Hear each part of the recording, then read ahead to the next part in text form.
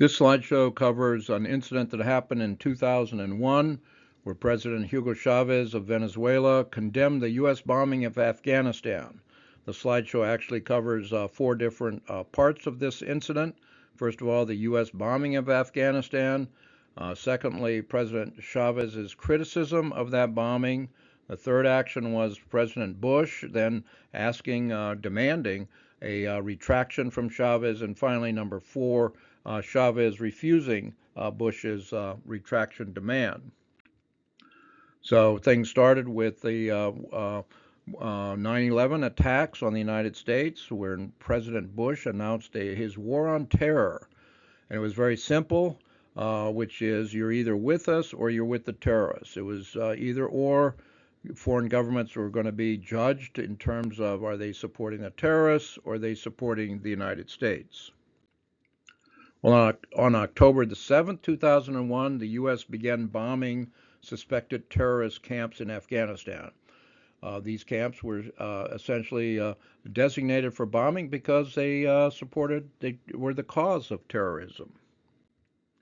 In the first week of bombing, the United States bombers dropped 50 cluster bombs on Afghanistan, containing 10,100 bomblets. So what appears to be a single bomb actually contains over 100 small bomblets. And as the bomb approaches the ground, it opens up and distributes the hundreds of bomblets over a very wide area.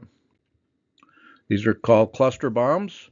And there were, of course, reports of civilian casualties because it's a very large area. It's not targeted as a target within that area. What happens is that each bomb covers a very wide area up to the size of 4 football fields. And so these are very, very destructive bombs. So on October the 29th, 2001, on Venezuelan TV, it wasn't on C-SPAN, it wasn't on CNN, it was on Venezuelan TV. Chavez held up photos of children killed by the U.S. bombs and condemned the U.S. bombing as a slaughter of innocents. He condemned the terrorist attack on the United States as terrorism, but he also condemned the U.S. bombing of children, killing of children. So basically, his message was, yes, we condemn terror, we've got to fight terror, but not like this, not with dropping bombs that kill children. So Donna Hrignac was the U.S. ambassador to Venezuela at the time, and she was recalled to Washington for consultations following Chavez's remarks. And the New York Times reported at the time that the United States was irritated by this criticism from President Chavez, and they recalled the ambassador to tell her essentially what to do. So she went back to Caracas and requested a meeting with President Chavez, and at that meeting in his office, she read a letter from President Bush demanding that Chavez publicly retract his criticism of the United States. And Chavez refused that demand and asked the ambassador to leave his office. Now, Chavez then later came to the World Trade Site in New York City in November of 2001, and he condemned the attack on the United States as an act of terror. And so he had condemned the U.S. bombing of Afghanistan as an act of terror. He condemned the terrorist attack on the United States as an act of terror. However, it wasn't enough for the United States, and Colin Powell, who was Secretary of State at the time, testified in February 2002, and he expressed unhappiness. He expressed unhappiness with President Chavez, accusing him of being less than fully supportive of the campaign against terrorism. And he added that Chavez was perfectly aware of how his policies and his statements were a serious irritant to U.S.-Venezuelan relations. He'd criticized the United States for bombing Afghanistan, and he's immediately targeted by the United States as not being fully supportive of the war on terror.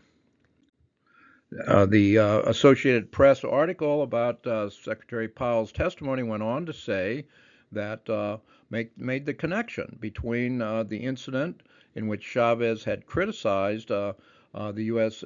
air war on Afghanistan as a slaughter of innocents. and the connection to Secretary Powell's statements about, well, he's not as supportive as we would like. And so this simple act of the president going on TV in Venezuela and criticizing this action led to a hardening of U.S. positions toward Chavez. And George Tenet, who was the CIA director at the time, he testified also in February, and he was asked by Senator Roberts. Well, Senator Roberts says they were worried about Venezuela and about a fellow named Hugo Chavez. And, Chavez was relatively new on the world stage. He'd been elected in 1998 and reelected in 2000 under a new constitution. And so he's relatively new. And Tenet said he would say that Mr. Chavez probably doesn't have the interests of the United States at heart. Well, a simple answer to that, of course not.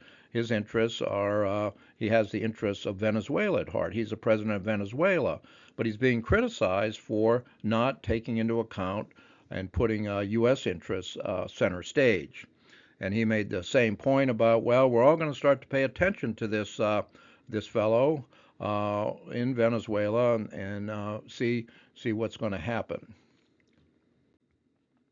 So Charles Shapiro was nominated to be the new ambassador to Venezuela in March, and he took the job in March of 2002. Donna Hrenak was reassigned as ambassador to Brazil in January. So Shapiro goes down to Venezuela in March of 2002, and in April of 2002, a military coup briefly removed Chavez from office.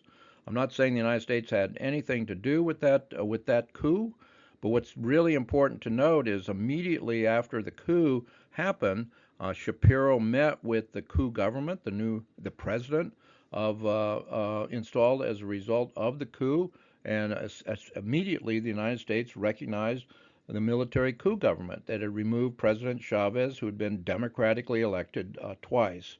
Essentially, the United States had hardened in its position toward Chavez very, very quickly, and his criticism of the president, President Bush, led to a hardening of relations, and there was no support from the United States for Chavez after he'd been removed by this military coup. Everything that documents this talk is available on the blog, the Venezuela Reader, and you can access that blog. And there's a write-up of this talk on the blog.